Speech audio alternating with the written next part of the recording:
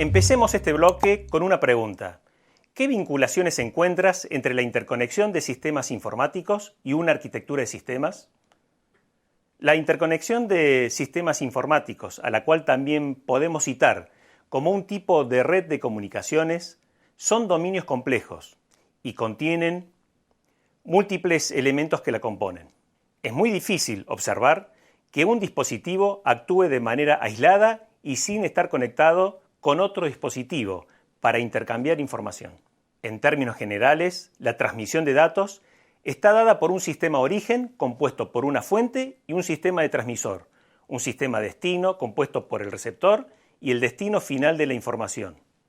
Entendemos como transmisión de datos al movimiento de información que ha sido o va a ser procesada y codificada, generalmente en forma binaria, sobre algún sistema de transmisión eléctrica. Las técnicas y medios empleados para llevar a cabo esta transmisión varían en función de la distancia entre los dispositivos, existiendo una clara frontera cuando están a algunas decenas de metros, es decir, cuando traspasamos los límites de un centro de cálculo, de un edificio, por lo que es preciso recurrir a distintos medios de telecomunicaciones. En forma esquemática, podemos ver los elementos que constituyen un sistema de transmisión de datos, entre dos puntos.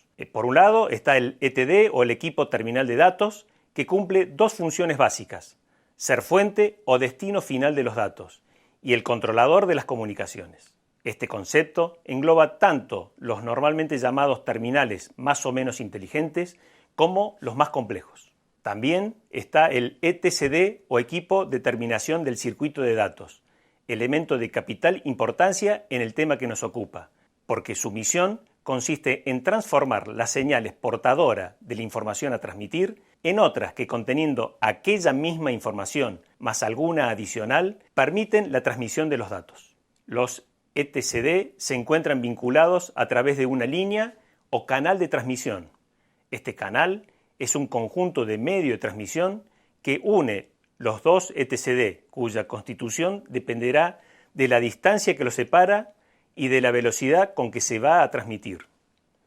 La capacidad total en el empleo del medio de transmisión debe ser repartido entre los distintos usuarios, haciendo un uso de una técnica denominada multiplexación. Para que cualquier dispositivo pueda realmente transmitir información, tendrá que hacerlo a través de lo que se llama interfaz con el medio de transmisión. Una vez que esa interfaz esté establecida, deberá generarse la señal, es decir, la forma y la intensidad que éstas deben tener para que permitan la transmisión de la señal y luego poder ser interpretada en el dispositivo destino.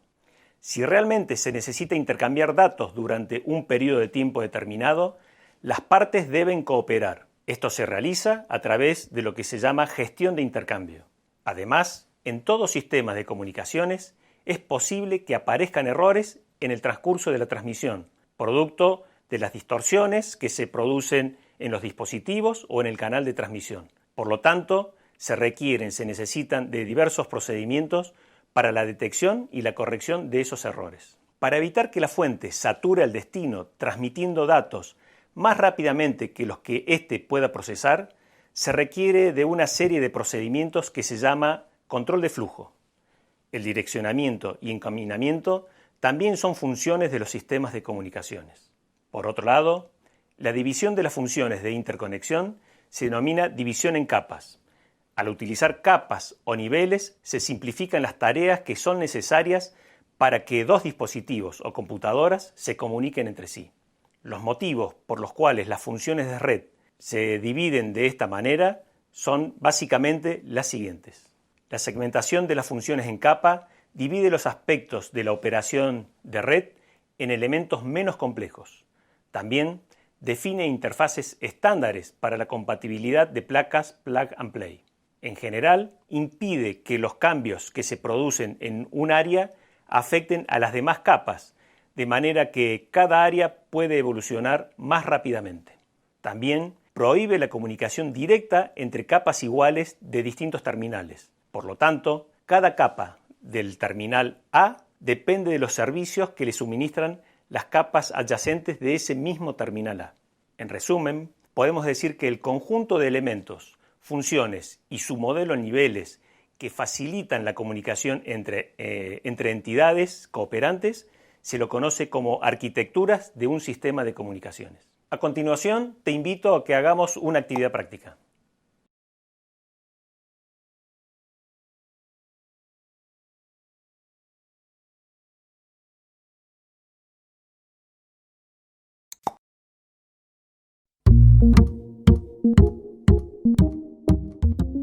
Bueno, durante el intervalo tenían que trabajar para desarrollar una actividad. Ahí tenías que completar una tabla que tiene dos columnas. Uno que indica un concepto y en la columna de la derecha una definición.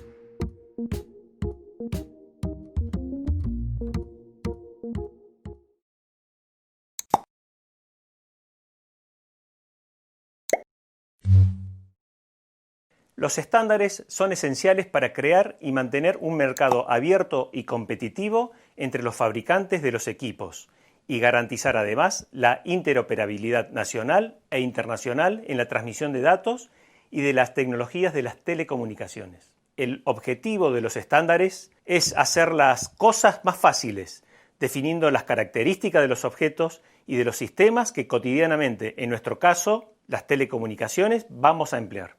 Las normas se utilizan cada vez más para apoyar las reglamentaciones técnicas y se dirigen más a las tecnologías convergentes y de rápido desarrollo.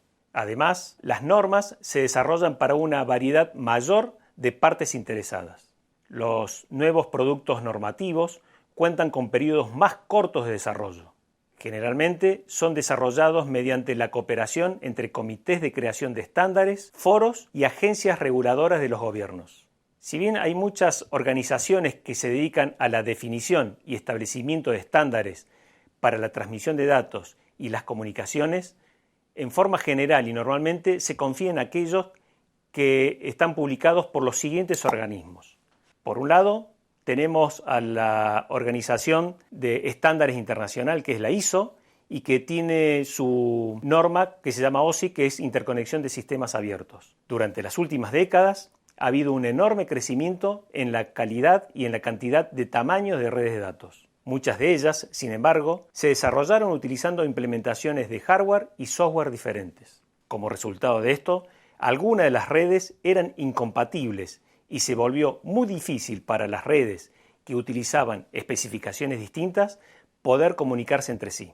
Para poder solucionar este problema, la Organización Internacional para la Normalización realizó varias investigaciones acerca de diferentes esquemas de redes. Otro de los organismos importantes de normalización en el mundo es la Unión Internacional de Telecomunicaciones, o como es conocida como la ITU, que es el organismo especializado perteneciente a las Naciones Unidas que está encargada de regular las telecomunicaciones a nivel internacional. En general, la normativa generada está contenida en un amplio conjunto de documentos denominados normas y reglamentaciones. Esas recomendaciones están agrupadas por series. Entonces tenemos por un lado lo que es la UIT-T, que es el sector de normalización de las telecomunicaciones. Tenemos la UIT-R, que es el sector de normalización de las radiocomunicaciones. Y la tercera área de trabajo es la UIT-D, que está vinculado con el sector de desarrollo de las telecomunicaciones.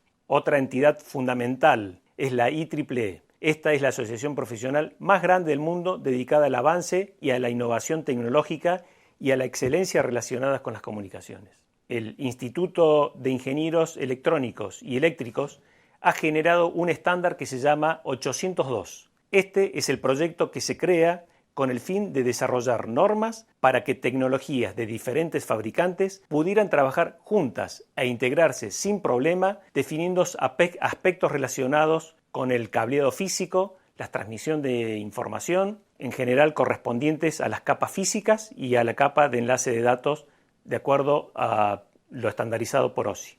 Te invito a que en estos próximos 20 minutos hagamos la actividad de este bloque.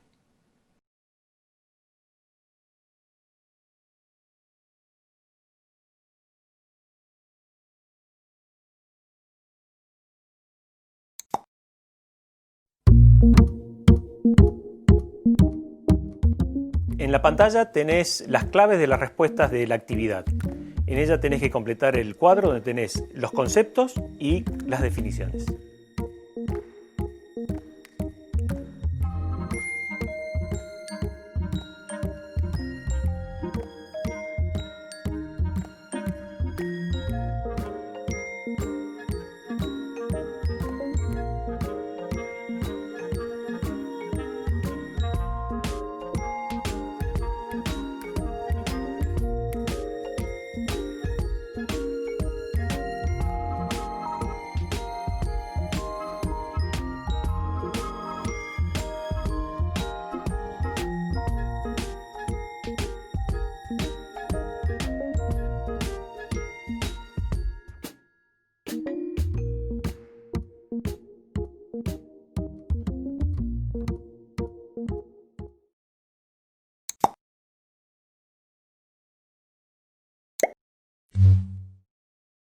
El concepto de capas te va a ayudar a comprender las tareas que se producen durante el proceso de comunicaciones entre un dispositivo o computadora y otra. A principios de la década de los 80 se produjo un enorme crecimiento en la cantidad y el tamaño de las redes. Las empresas comenzaron a expandir sus redes de datos casi simultáneamente con la aparición de nuevas tecnologías y productos de red. Estas empresas debieron enfrentar serios problemas porque cada vez que ampliaban sus redes utilizaban tecnologías diferentes, lo que impedía que pudieran comunicarse entre sí. Para enfrentar este problema, la Organización Internacional de Normalización estudió diferentes esquemas de redes. Como resultado de esta investigación, implementó un modelo que ayudaría a los desarrolladores tecnológicos a crear arquitecturas de redes que fueran compatibles con otras ya existentes. En el modelo de referencia OSI, las 7 capas ilustran una función de red específica y el problema de trasladar información entre computadoras o dispositivos se dividen en 7 problemas más pequeños y de tratamiento más simples. Tengamos una idea de cuáles son las 7 capas de este modelo de referencia. La capa 7, que es la capa de aplicación, es la capa del modelo OSI más cercana al usuario y suministra servicio de red a las aplicaciones del usuario. Algunos ejemplos de aplicaciones son las terminales bancarias, los correos electrónicos, las transferencias de archivos o sistemas de videoconferencias. La capa 6 es la capa presentación. Esta traduce entre varios formatos de datos utilizando uno en común. La que le continúa es la capa 5, es la capa sesión y como su nombre así lo indica, establece, administra y finaliza las sesiones entre dos terminales que se están comunicando. Mientras que las capas de aplicación, presentación y sesión están relacionadas con asuntos vinculados con las aplicaciones, las 4 capas inferiores se encargan del transporte específico de los datos. Así, la capa 4 es la capa de transporte, que segmenta los datos originados en el terminal emisor y los reensambla dentro del terminal receptor. Temas vinculados con la confiabilidad en el flujo de datos entre dos terminales es responsabilidad de esta capa. La capa 3 es la capa de red. Esta es una capa compleja y que proporciona conectividad y selección de la ruta entre las terminales, las cuales pueden estar ubicadas en redes geográficamente diferentes. Por su parte, la capa de enlace de datos, que es la capa 2, proporciona el tráfico de datos confiable a través de un enlace físico. Al hacerlo, la capa de enlace de datos se ocupa del direccionamiento físico, la topología de red, el acceso a la red, la notificación de errores, la entrega ordenada de las tramas y el control de flujo entre dispositivos continuos. Por último, la capa 1 es la capa física, que define las especificaciones eléctricas, mecánicas, de procedimientos y funcionales para activar, mantener y desactivar el enlace físico entre los sistemas conectados al enlace. Características tales como los niveles de voltaje, la temporización, la velocidad de datos físicos, la distancia entre transmisores, tipo de conectores y otros atributos son definidos por las especificaciones de esta capa. Te invito a que hagamos la próxima actividad.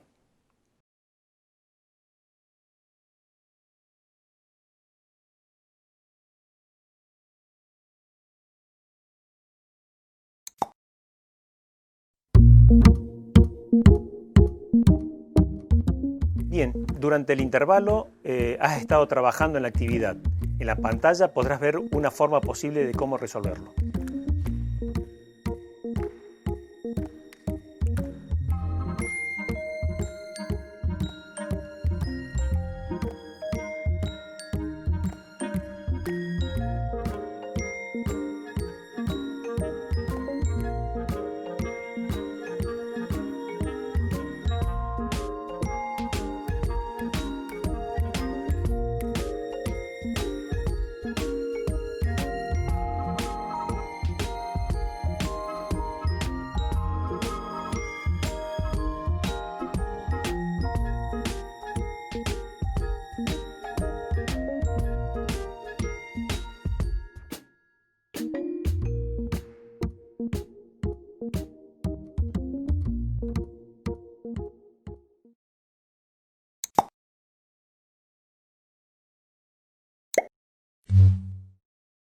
Aunque el modelo de referencia OSI sea universalmente reconocido como el estándar abierto de interconexión de redes desde el punto de vista histórico y técnico, es la pila de protocolos de control de transmisión y el protocolo de Internet TCP/IP la arquitectura de referencia para la Internet. Es la que hace posible la comunicación entre dos computadoras o dispositivos desde cualquier parte del mundo. TCP/IP es lo real y tangible en las redes de computadoras. Un problema de diseño de difícil solución era que los paquetes lleguen a destino en otro punto del planeta bajo cualquier condición. De esta manera nace el modelo TCP, que desde entonces se transformó en el estándar a partir del cual se desarrolló la Internet. De acuerdo a diferentes autores, la pila TCP/IP lo podemos dividir en 4 o en 5 capas. Por nuestra parte, vamos a tomar la definición que dio William Stallings de un modelo de 5 capas. Siendo la capa superior la capa aplicación, TCP/IP combina todos los aspectos relacionados con las aplicaciones en una sola capa y garantiza que estos datos están correctamente empaquetados para la capa de transporte. La capa de transporte es la que se refiere a los aspectos de la calidad del servicio con respecto a la confiabilidad, el control de flujo y la corrección de errores, garantizando estos entre los usuarios finales y no entre los dispositivos intermedios, que es un aspecto propio de la capa de enlace de datos. Uno de sus protocolos es TCP, que ofrece una manera flexible y de alta calidad para crear comunicaciones de redes confiables, sin problemas de flujo y con un nivel de error bajo. TCP es un protocolo orientado a la conexión, que mantiene un diálogo entre el origen y el destino, mientras empaqueta la información de la capa de aplicación en unidades denominadas segmentos. Otro protocolo de esta capa es UDP, o protocolo de datagramas de usuario, que es un protocolo no orientado a la conexión. Este no proporciona control de errores entre usuarios finales y normalmente es empleado para aplicaciones específicas, como ser las que requieren una transmisión en tiempo real. Otra capa es la de red, cuya finalidad es enviar paquetes desde el origen hasta su destino, permitiendo la interconexión de diferentes redes, independientemente de la ruta que deban recorrer los datos. El protocolo específico que rige para esta capa se denomina protocolo Internet o conocido como IP. En esta capa se produce la determinación de la mejor ruta y la conmutación de paquetes.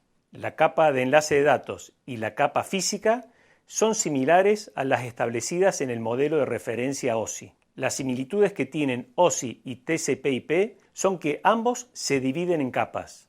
Ambos tienen capas de aplicación, aunque incluyen servicios muy diferentes. Los dos tienen capas de transporte y de red similares y también capas de enlace de datos y capa física. La gran diferencia es que TCP/IP aparece más simple porque tiene menos capas. Los protocolos TCP/IP son los estándares en torno a los cuales se desarrolló la Internet, de modo que la credibilidad de la pila TCP/IP se debe en gran parte a sus protocolos. En comparación, las redes típicas no se desarrollan normalmente a partir del modelo OSI, aunque sí a la arquitectura TCP/IP. Finalizado este bloque, ya están preparados para iniciar una actividad integradora.